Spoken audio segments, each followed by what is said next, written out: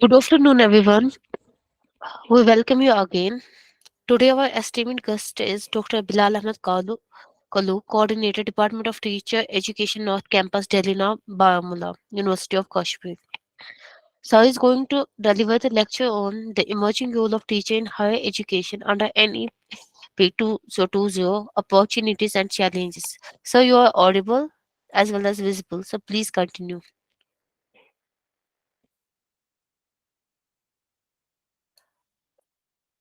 Hello. So, you are not audible. Please unmute.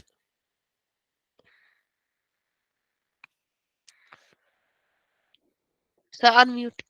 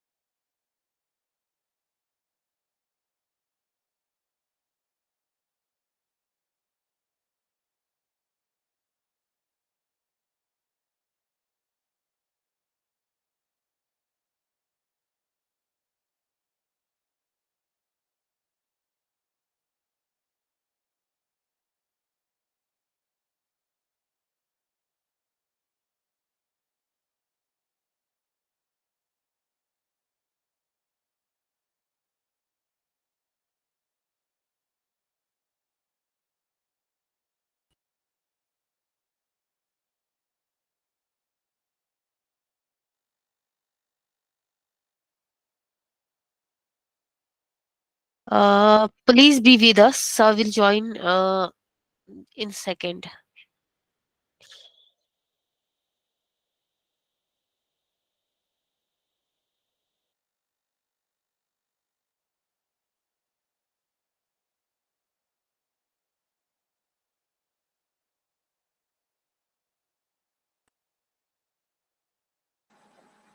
Hello.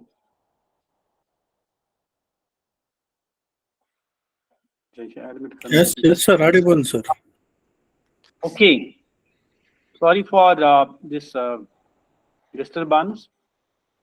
So I will start my presentation that focused on this the emerging role of teacher in higher education under National Education Policy 2022-2020 opportunities and challenges. So this idea with regard to sharing my views about this role of teacher under the provisions of National Education Policy 2020 is just that the challenges that are being actually posed by the implementation of this policy will altogetherly demand that these teachers in the higher education have to go through a kind of a transition. That transition actually demands preparedness, and for that preparedness will be relevant and to meet the requirements that are being enshrined in the provisions of this National Education Policy 2020. So I have been associated with this Department of Teacher Education, and we in our curriculum usually talk about in our syllabi the policy provisions that have been invoked from time to time. And the motive of our this focus on these policy documents is to make the learner, make the future teacher who is on roles in a program like B.Ed or M.Ed or master's degree, to be well versed in this trajectory of this development of education that has from time to time seen so many changes with regard to provisions, with regard to policies. So, as many of you may have gone through this document that has been finally reduced to 66 pages. So within these 66 pages, the policy is not confined only to this higher education, but it talks about this school education as well. It talks about technical education as well, and it talks about many other areas. Uh, because many themes cannot be covered, so I have just restricted some very important slides that are very important for us to understand, to know the overall context of this policy. That the policy came as a kind of a very mega document to reorient the education system of the country. And because we are in a global world, India is, as a global leader, has to actually occupy the center stage. And the this target or this goal of India being the global knowledge superpower is something that is a very lofty one, and simultaneously is something that is related and relevant to the contemporary these times.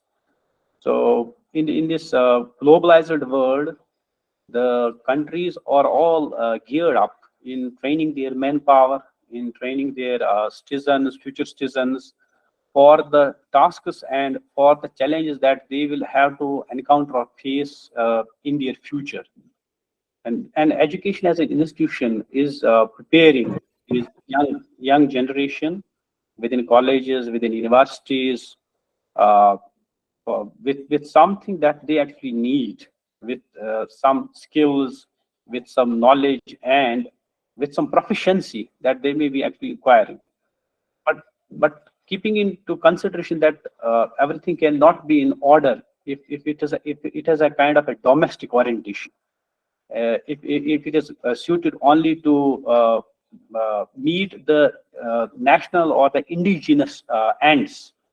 In a globalized world, one has to keep track of what is actually in demand, or what is actually a requirement, to find adjustment and to find this accommodation of the pass outs from these higher education institutions. So that made it imperative that the country cannot rely on what is actually existing right now, and that is not actually delivering.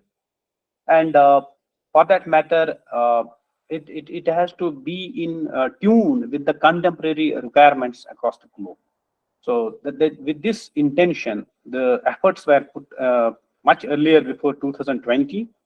There were the commission was actually set in place, and the committee members they sought suggestions and opinions and comments from a wide range of population, and finally we have this national education policy document in the form of its final 66 pages.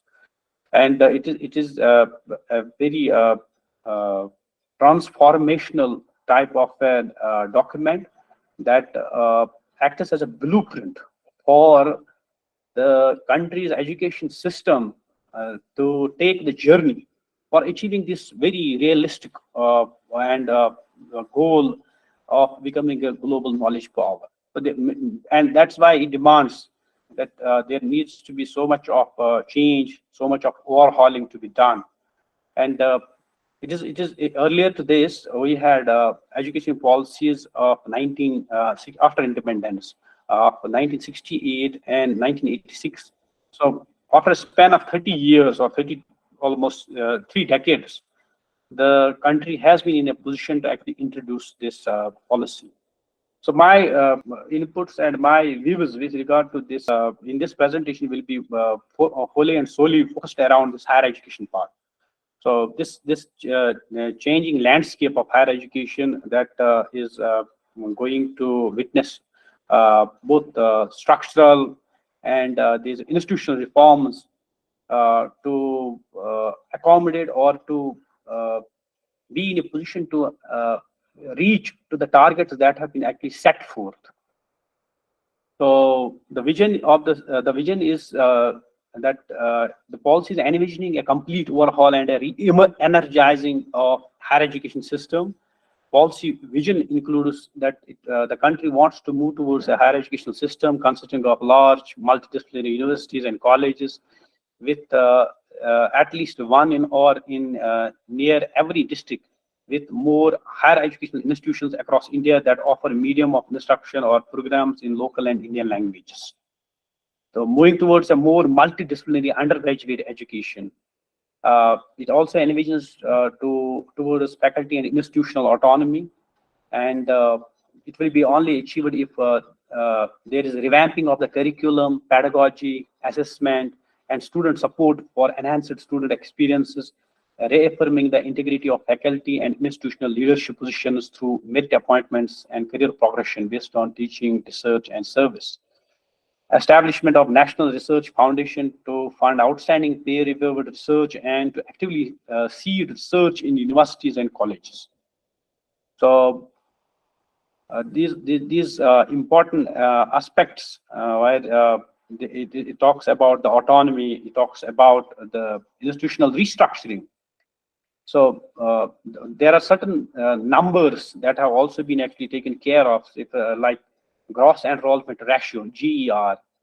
So gross enrollment ratio of India, that is around 26.3%, that was in 2018. So the policy tries that this footprint of these learners who are actually venturing into the higher education system of India, it is far lagging in comparison with the other countries, where it is more than 50, more than 60, more than 70. And this footprint of just 26% is something that is to be actually corrected, and that is to be increased.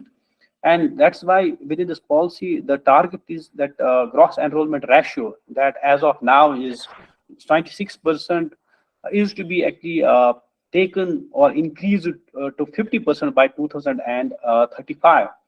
So it means that 3.5 crore new seats will be added to higher education institutions.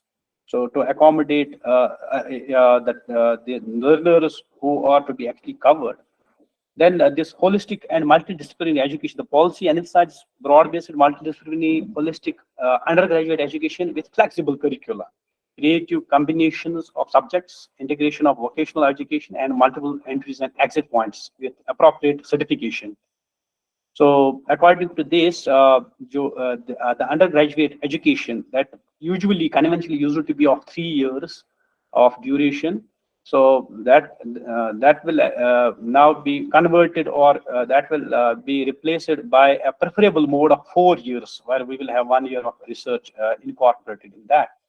So these are these reform, and then also talks about this virtual repository. Like we will have an academic bank of credits. There will be this a repository wherein every entrant who is enrolled in higher education, the credentials, the credits that he or she will actually earn. So those credits will be actually digitally stored in the form of a bank called Academic Bank of Credits, for which already the registration of this universities and colleges actually going on. So it will make the achievements or the credentials of the learner paperless, because it will store everything what the learner is actually achieving virtually in the form of the credits in this academic bank of credit.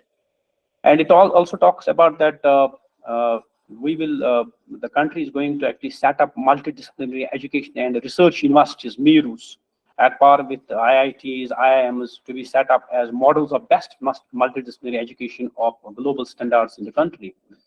And then knowing the importance of research right now, the thrust of the policy is again in higher education that it wants to set a base for a very strong ecosystem of research in the higher education institutions, including colleges. So usually the research used to be the domain or prerogative of these universities, but knowing how much the research is important, and the young talent that is actually in the form of learners as students or in the form of these teachers in the colleges, they too have to be a part of this mission to foster a strong research culture and building research capacity across higher education. So this National Research Foundation finds a very prominent place as a kind of a recommendation to become a front runner for propelling a vibrant research culture in the country. Uh, this higher education institutes will be transformed into large, well-resourced, vibrant, multidisciplinary institutions providing high-quality teaching, research, and community engagement. The definition of the university will allow a spectrum of institutions that range in the three different categories. So, as of now, we are conditioned or used to have this nomenclature of colleges and universities. But as per this policy, this nature of engagement of the institution will actually define and provide a categorization, a label that we will group them, classify them into three separate categories. So it can be either a research intensive university, or it can be a teaching intensive university, or it can be an autonomous degree granting college. So if we use a very common term, that is higher educational institution, HEI. So within higher education institution, the policy permits or allows that if the institution is highly engrossed in research, then it will attain the status of a research intensive university. And then the next will be the teaching intensive university. And the other category, the last one, will be the autonomous degree granting college. So this will be the institutional restructuring that colleges and universities will have to actually always consider in near future for making some benchmarks to elevate their status. So depending upon the resources, depending upon the expertise, depending upon the faculty, this all will be very important, and it will be all very substantial to make a claim whether the institution wants to be designated as a research intensive university or a teaching intensive university or an autonomous degree granting college. So, but as of now, as all of us are teachers serving in these higher education institutions like colleges and universities, so we have a system of affiliation for the colleges, that this university is giving affiliation to the colleges for offering their academic programs at the UG level. So this to bring vibrancy, the idea is that the colleges need to be fully autonomous, but that autonomy cannot be achieved overnight. That's why the policy has kept this provision that this affiliation will be phased out, that it will be this will be wiped out. This will be abandoned by down the line by 15 years of a time in a stage-wise mechanism. Colleges will be granted great autonomy, and over a period of time, every college would develop into either an autonomous degree college or a constituent college of a university. So it will this the policy keeps it actually optional, because every college is not so resourceful that they will be at the very beginning. They will be at the very beginning actually trying to apply or trying to actually move closer for actually being designated as an autonomous degree college, as we see with many newly established colleges who lack infrastructure, that lack manpower or human resource, that lack many other these facilities. So this stage-wise graded autonomy to colleges through a transparent system of graded accreditation. So this there will be this proper guidelines, and there will be some eligibility criteria for the colleges to actually claim for this autonomous status. The autonomous degree granting colleges will then have the choice that they can become then either teaching intensive university or a research intensity, whichever they want, whichever they actually aspire, and whichever actually is feasible. So these three broad categories are not rigid, exclusionary, or compartmented along, but they are because there is an element of this flexibility that colleges can move.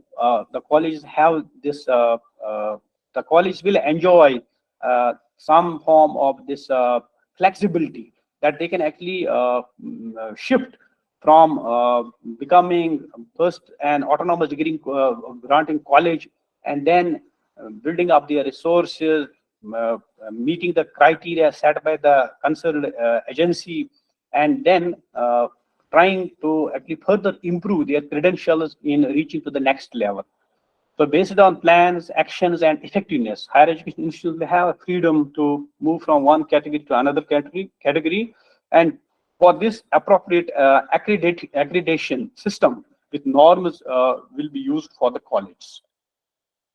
So again, because the policy has also mentioned that this footprint of the learners in this higher education is to be actually taken from 26% to 50%.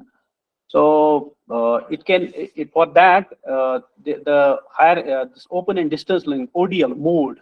So the policy recognizes that it has a role. So in increasing this gross enrollment ratio. So measures such as online courses and digital repositories, funding for research, improved student services, credit-based recognition of these MOOCs, massive open online courses, will be taken to ensure it is at par with the highest quality in-class programs. So these open and distance learning institutions or these centers, they too have to actually shoulder this responsibility of augmenting their services and improving their standards at par with a regular institution like a college or a university, so that they too can actually contribute in taking in ensuring that this gross enrollment ratio, it is actually increased, but without actually making a compromise in terms of the quality and the standards of teaching and learning. So there is a again thrust on equity, where there some regions or some social groups who have been actually left out, so they have been actually prioritized, and the policy uses this term called socio-economically disadvantaged groups, SEDGs.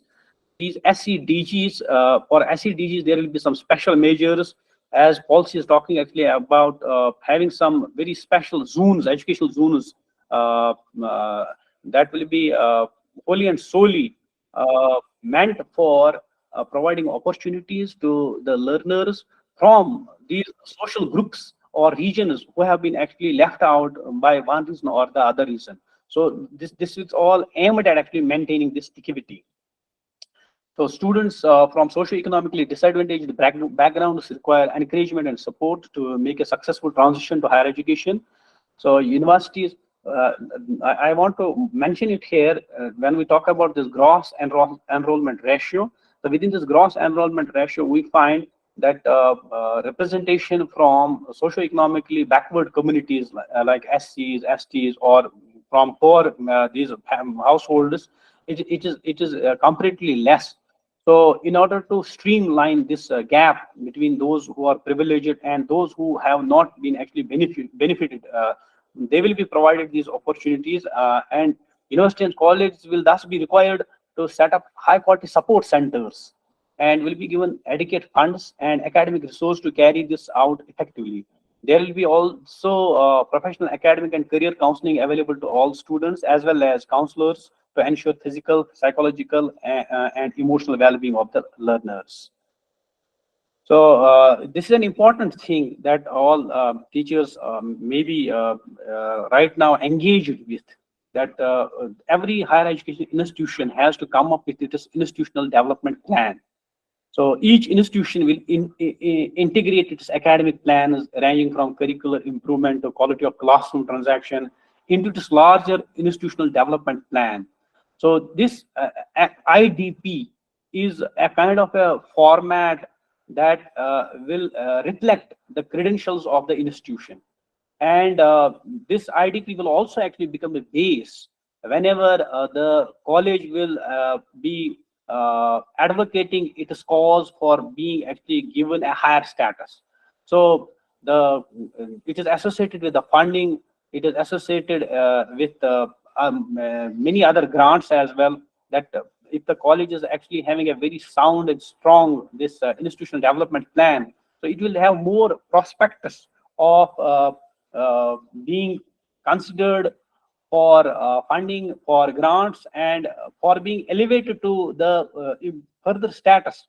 So each institution will be committed to the holistic development of students and create strong internal systems for supporting diverse student cohorts in academic and social domains, both inside and outside formal academic interactions in the classroom. So thrust on this, including credit-based courses and projects in areas of community engagement and service.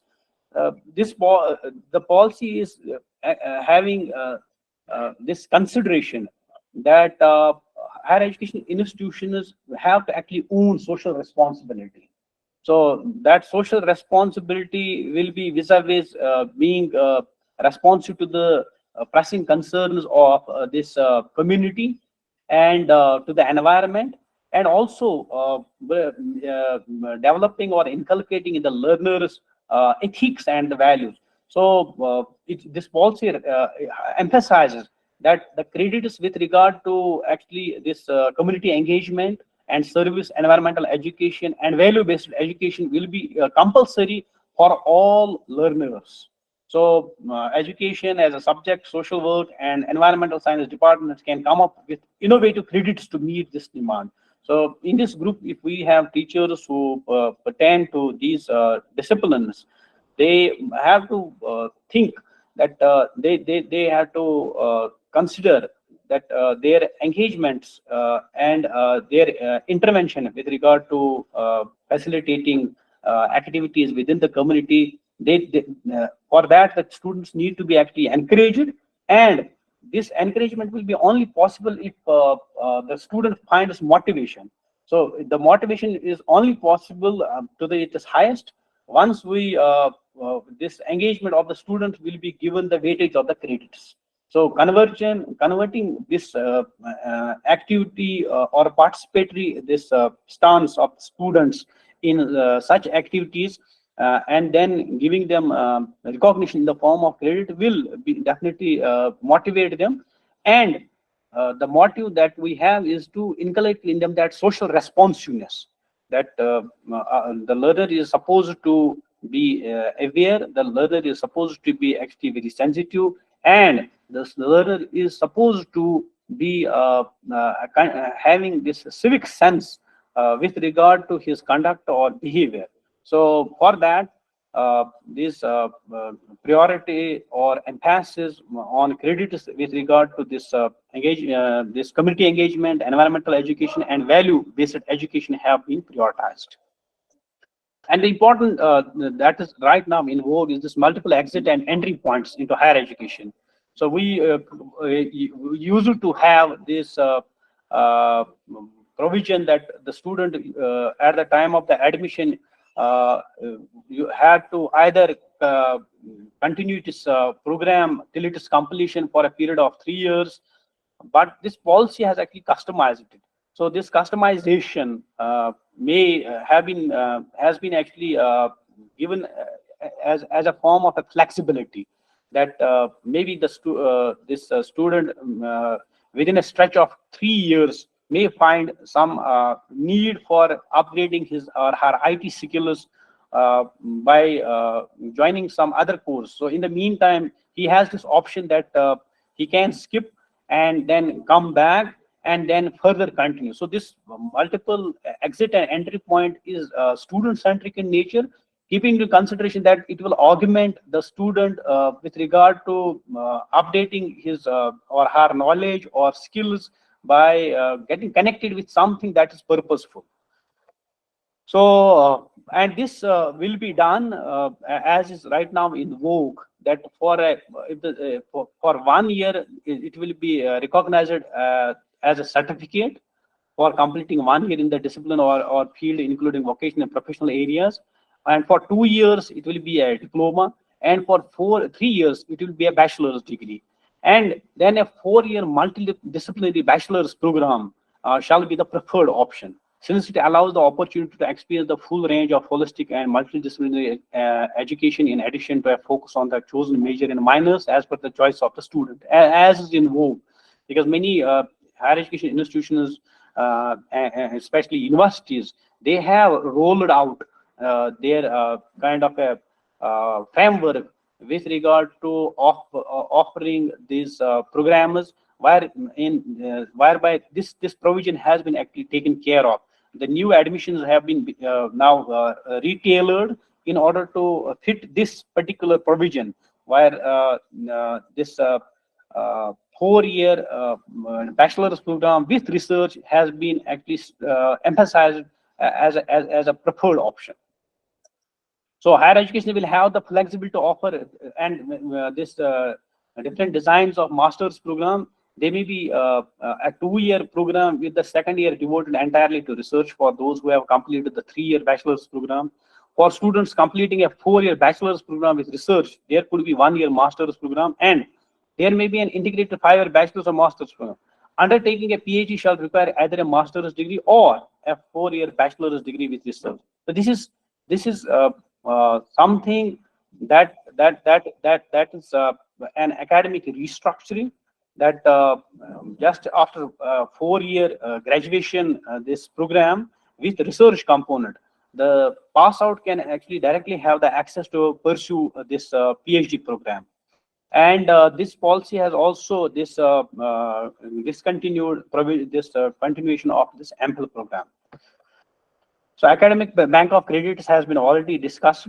So my I will just flip towards the important these concerns that are to be actually taken care of by the faculty as teachers.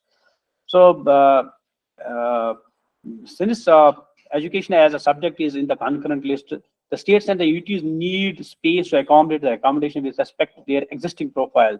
As we know, there is a highly skilled and uneven progress reflected in the state profiles in relation to key educational aspects, including number of institutions, quality and quantity of educational parameters, public, private, public share, and demographic profile. So it demands we cannot actually use one yardstick all the time to streamline and then think of that it is in the capacity of all the states and all the UTs that they have so much of the resource, and they have so much of the provision skill that they will be in a position to implement or adapt all these provisions that are reflected in this policy. So I have highlighted some challenges, that because higher education, the entire landscape of the education is actually going to change, and vis-a-vis the core structure is actually also going to change. The institutions also have to find their ways in terms of being whether they will be simply as autonomous degree colleges, or whether they will be continuing their this affiliation with their parent universities, and then the criteria of becoming a research intensive university or a teaching intensive institution. So all that has been something that has to have clarity with regard to what is to be done, and what is the time frame, what are the provisions. As we see, many a times in the past, in the recent past, UGC usually off and on actually comes up with these new regulations, new frameworks that are to be actually taken into consideration while we try to actually interpret any of these provisions. So the challenge for the teachers, these teachers, with regard to accommodating and internalizing all these provisions, hovers around that. The important thing is the faculty. So there are many higher education institutions where we find that the shortage of the faculty does not actually allow the institution to carry out its routine, these academic assignments. And then having all these directions and provisions that are envisaged in this policy.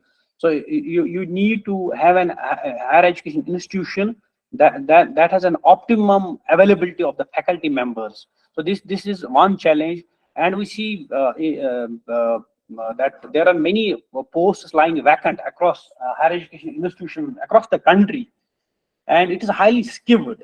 And this contractual faculty on academic arrangement is being hired to compensate the huge demand from of the students for their programs, for which they need the services of the highly qualified teachers. Then again, the resources. As of now, uh, there is huge variability with regard to higher education institutions in terms of their resources. A very well established higher education institution like a college that is functioning from so many decades, in terms of its resources, is quite comfortable and competent to accommodate the these learners, and take care of the quality teaching and learning. But it is not the case with all the colleges. So there are many who might be attending this online this orientation course right now, where the shortage of the resources actually makes their day-to-day living very difficult. So for such institutions to think of making changes, or uh, uh, trying to imbibe the directives of implementing this policy, will be always something that will err, or will always be difficult for the faculty members, for the staff to actually handle. And again, the funding of this higher education institutions, because whatever you want to execute in terms of elevating or uplifting your institution, it needs funding, it needs resources. So from funding point of view, some colleges where NAC accreditation has not actually taken place, because they have been recently established. uh, so they grapple with this financial crisis for managing their routine affairs. Then again, there are administrative these challenges. Like there are many colleges where you will find the principal is not available, and it has been actually attached, or this additional charge has been actually given to someone else who is already over occupied. And this problem actually then tells upon the routine matters of the institution. And then it does not it becomes very difficult for the institution to plead its case before the authorities. Again, then we have a organizational challenge. The organization of the institutions at times is something where there are some hindrances, there are some impediments that block or that impede the way the college or the higher education institution wants to actually prosper. And one more challenge that I see is the attitudinal challenge, that many a times it demands some kind of an enthusiasm, it demands some kind of an optimism, and some kind of an extra energy for remaining motivated. But some this stakeholders in terms of being at the decision making capacity, so their this averse attitudes or their negative attitudes usually demotivate the staff who are actually committed. So they become demotivated, and then it becomes they lack then that momentum to do something or come forward. So that attitudinal barrier or attitudinal challenge is also something that is actually worrisome. And we also have the geographical remoteness. Say, for example, the much is being talked about, say, like about this having a uniform academic calendar, but the geography of the country is such that the topographical challenge or the topographical barrier itself does not actually allow, or it does not actually permit for maintaining the continuity in the academic activities. If we take example of, say, for example, area like Leh or Ladakh, that usually remains under the cover of the snow for so many months, and to carry out teaching learning process in freezing temperatures, so it usually becomes difficult. So for this if we talk about the uniformity, then these exceptions are to be actually accepted.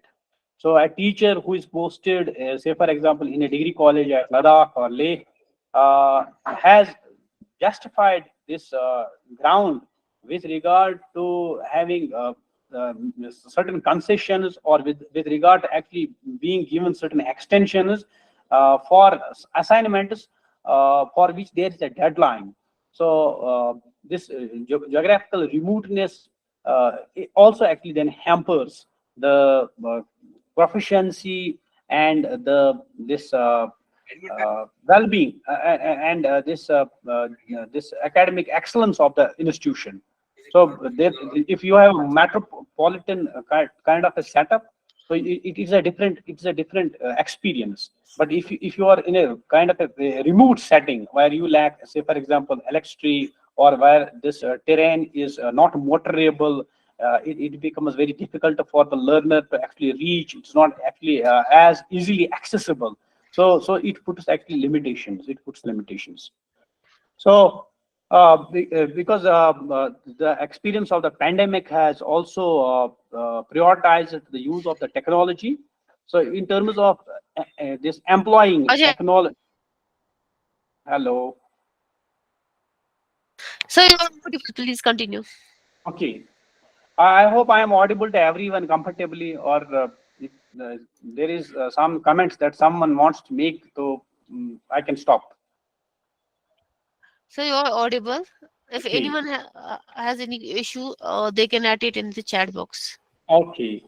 So with regard to technology as a concern, because this policy has mentioned this some this influence of the pandemic, and then in the future we have to be ready for any other eventuality, and the pandemic experience is a kind of a lesson.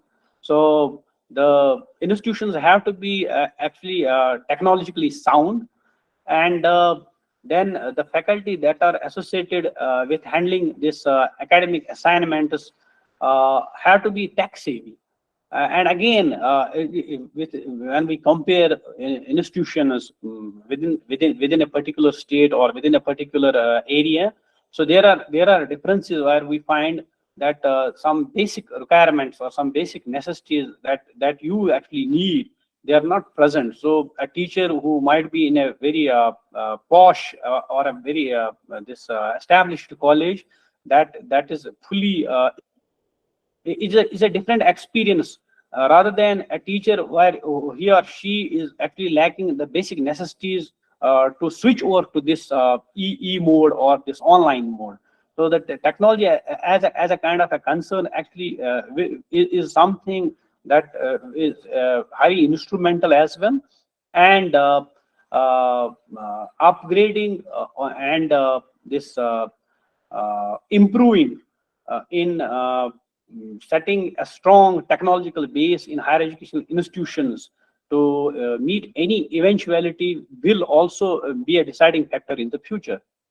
And when we are talking about this online mode of learning, making use of softwares, making use of other these gadgets, so there should be a cushion of technological support available for the teachers as well who are working in the higher education this system. Then the policy also has a soft corner for this privatization, as it believes that it will augment and this gross enrollment ratio, and it will be under the purview of this public philanthropic partnership. So this mm, operation from by the private higher education institutions will find encouragement, and then it will be a kind of a comparison. So as policies actually envisaging that a college has to say, for example, maintain minimum rule of around 3,000 for being granted as an autonomous degree granting college. But once this privatization will find a free passage, then a competition will actually breed, where higher education institutions will have to attract the learners with regard for what is at their offer. So it will be also a concern that if you have been operating in a district where you have all government-run institutions offering these degrees and programs, and now you have private operators or private actors also jumping in, so it will be a different kind of a context where teachers will have to be geared up to meet this task of ensuring that the learner's interest is actually kept intact, and on quality grounds there is no compromise. So this virtual connectivity, where that is in the form of this academic bank of credits that this policy is actually talking about.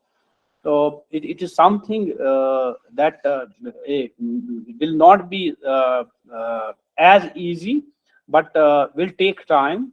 And this complete switching over of this credits into a virtual mode, it also needs technological support. It also needs orientation of the staff, that how to do it, what best with these platforms or media or to be explored for this. And they need to also then upgrade and update and upgrade their own this skills and knowledge in terms of actually making it a reality. Then there is also provision that every higher education institution across the country must have an international students office. So because this policy actually believes in encouraging international students to be a part of the higher education systems of the country. That's why the emphasis is on having one international students office almost in each higher education institution.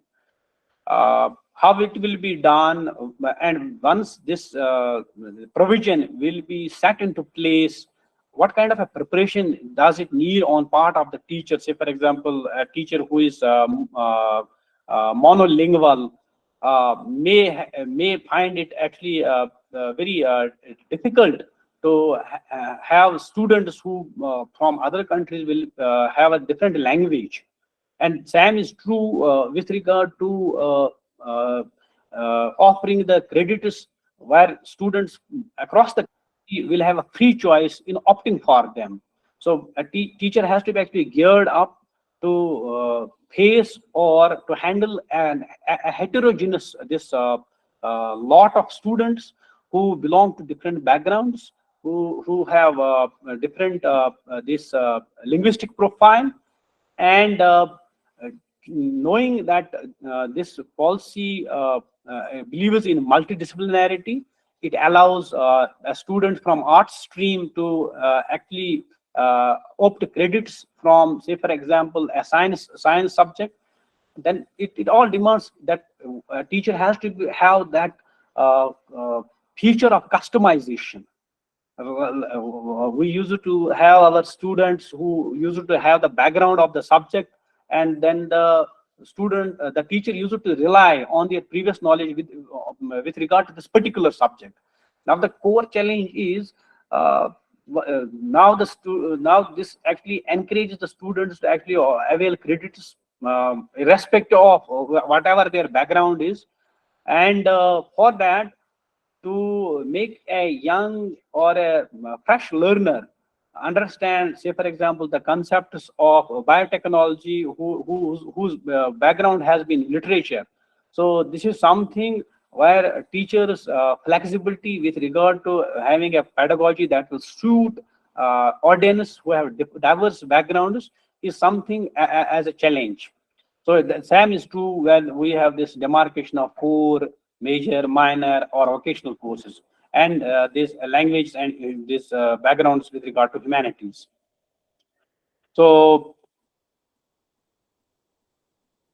this is why I want to actually conclude that the new emerging role under this entire transition does not actually make a teacher to remain confined to teaching only. So as a teacher, we have to be prepared that apart from teaching, now there are different roles that are expected uh, when we are part of this higher education institution.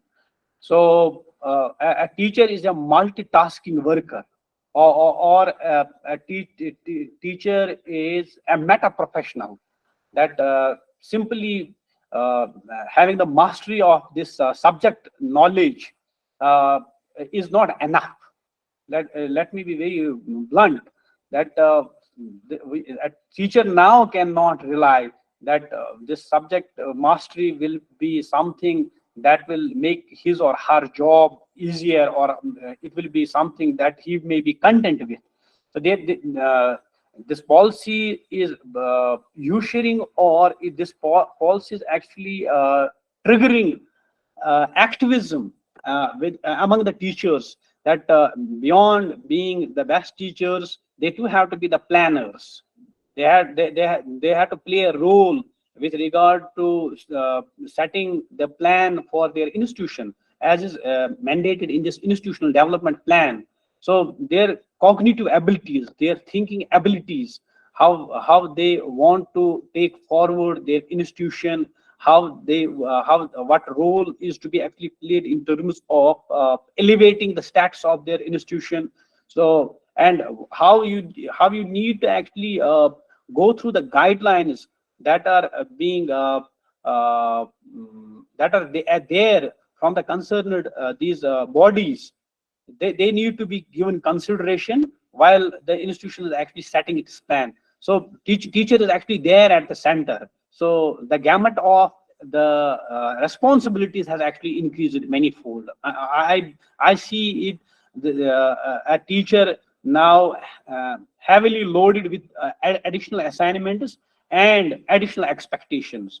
So that is why I have kept the teaching at the top.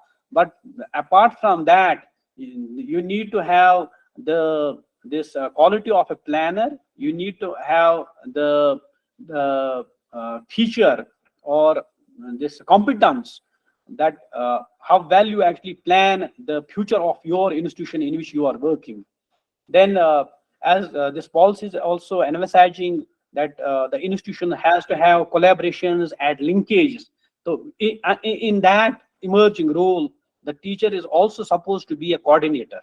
So he has to coordinate many things. He has to coordinate many activities. He has to get in touch with many other institutions other than his own or her own, where he or she is working.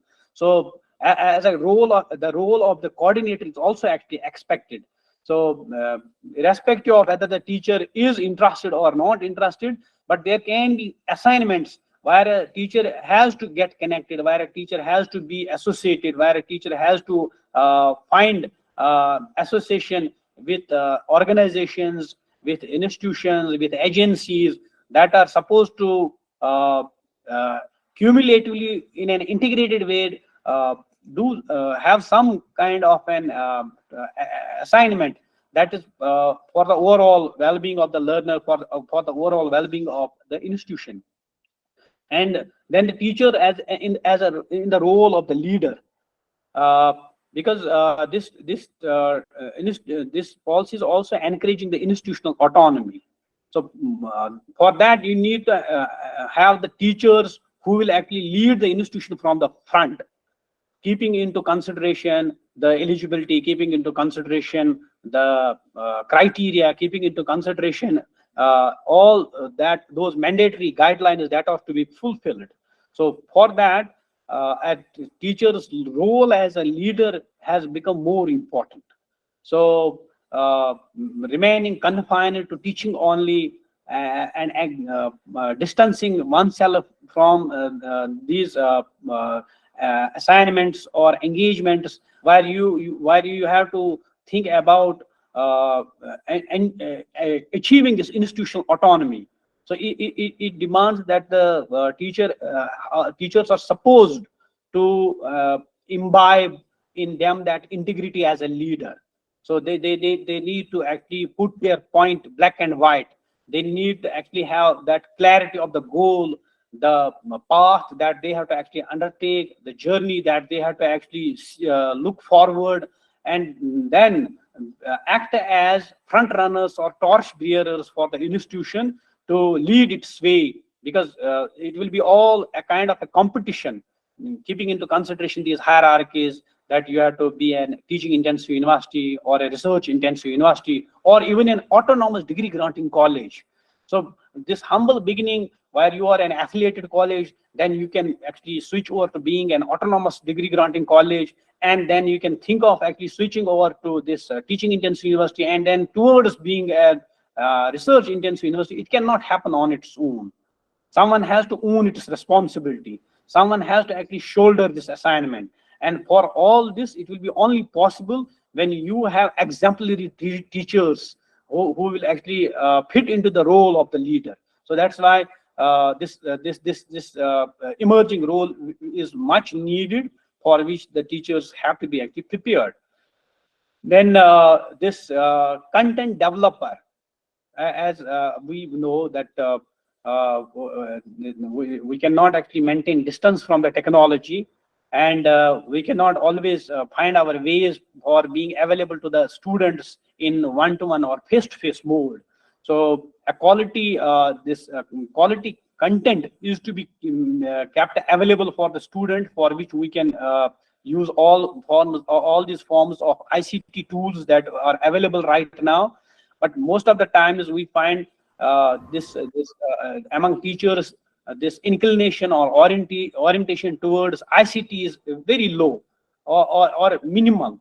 But in the future times it cannot be afforded. It is a necessity now. So getting a know-how of how to develop a quality content, whether you want to float it on Swam, whether you want to actually float it on some other platform as a course. So that course, for that course development, for that content development, the teacher has to have mastery, or what I can say, that threshold, this competence to develop that content. So a teacher is supposed to be a content developer, rather than simply using the whiteboard and a marker every time. So we need to keep this backup, or we need to actually have this provision that there is e-content available for the learners as and when it is need emerges. And when we are talking about reaching out through remote or virtual mode to different these learners, then they need to be having some kind of a backup in the form of this e-content that is of good quality. So the teachers are supposed to develop it as whatever the minimum must be actually done. For that, the teacher is supposed to be prepared for that. Then I see the role of a facilitator as well. That since this transition is something that is of a large this scale, where you will find that students they may now need more assistance and clarification and guidance. So in that role, we have to see this the teacher as a facilitator. As we have seen the announcement that all admissions in colleges will now be based on common university entrance test, CUET. So it is something that is happening for the first time. And we need to actually guide our students what it is all about, what are its pros and cons, and what are its merits and demerits. So there are parents who are frequently actually approaching the college teachers that my son or my daughter has to submit a form, and we don't have any clarity with regard to what we are supposed to fill. So a teacher has to actually rise above all, and then become a resourceful reservoir of knowledge with regard to the provisions, with regard to what is appropriate, and then lend and extend a helping hand to the student to facilitate wherever the student actually needs the assistance of the teacher. So the job is there as a facilitator. Same is the case with regard to this institution demands, institutional assignments, institutional requirements, where a teacher has to actually be a facilitator with regard to this making this transition, or with regard to actually developing the collaboration, and with regard to getting in touch with other institutions and agencies for funding, for collaboration, for faculty exchange. All that cannot happen on its own unless and until we find that the teacher is at the pivot of all this transformation and transition. And again, the role as a curriculum designer, that now is the time where we find there is a lot of heterogeneity of the learners, and there is a high level of this diversity.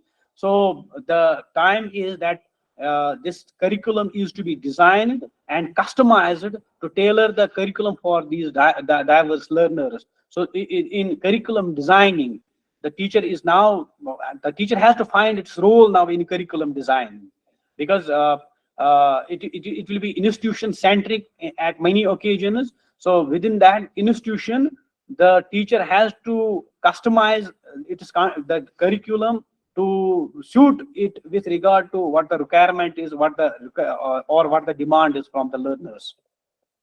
So and for that, that's why I have put it on the screen, that the teacher has to be an active learner now. We used to always believe that as a teacher, if we have achieved our doctorates, and then we are always continuously engaged in reading books, material, papers with regard to our own subject, that is enough. But now, in a multidisciplinary context, that this policy is actually advocating a lot. And because I have this multidisciplinary this notion or aspect is mentioned frequently in this policy document, 66 pages. Within 66 pages, this word multidisciplinary appears 72 times. So this is the single most word that is actually repeated many times. So it is just an indication that how much emphasis has been actually given to this multidisciplinary thing, multidisciplinarity. So for multidisciplinarity, a teacher has to be a multidisciplinary person. So he has to now be in a position to develop taste for things or subjects or themes that are other than his or her parent subject, or his subject that he is actually dealing with.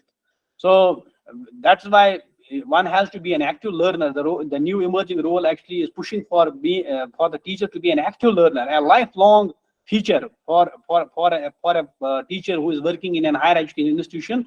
That we have to have an attitude of being an active learner throughout our life. When we are serving in higher education institutions, and this is all for the purpose to update knowledge, to update the skill set, and to be well versed with the pedagogies. Say, for example, during the pandemic times, we could find that it was very difficult for the teachers to actually handle these softwares like Zoom, WebEx, and other these popular platforms that were put into use to reach out to our learners. But maybe in future, there may be some more this advancements in this online pedagogy, for which we will have to be prepared to embrace it, and then find a kind of a unison between our attitude and our execution. So this role as being an active learner as a teacher is something that is compulsory. And I have also associated with that we have to be tech savvy. The latest ICT tools and the software systems ought to be actually oriented. A teacher has to actually undergo these refreshment courses or orientation courses, where he may find opportunities to upgrade his or her ICT skills, and management of the software, educational software systems. That may be very handy for him or her to handle these assignments in the higher education institution. And more importantly, this social responsiveness, that teacher has to be a pivot with regard to inculcating in himself as well as among the learners this social responsiveness, because the policy is also actually talking about it. Say, for example, when we are talking about research, the research has to find its tune or find its frequency with regard to the problems, with regard to the issues, with regard to the concerns that are local, that are concerned with the communities, that that the research must be something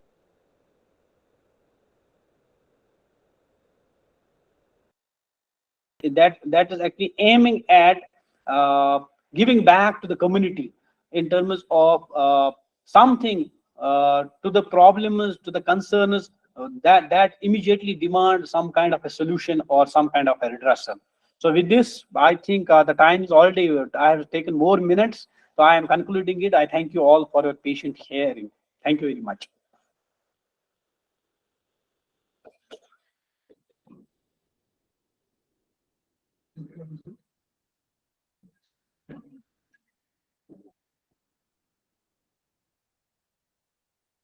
Thank you. If you have any questions, please ask. Any questions?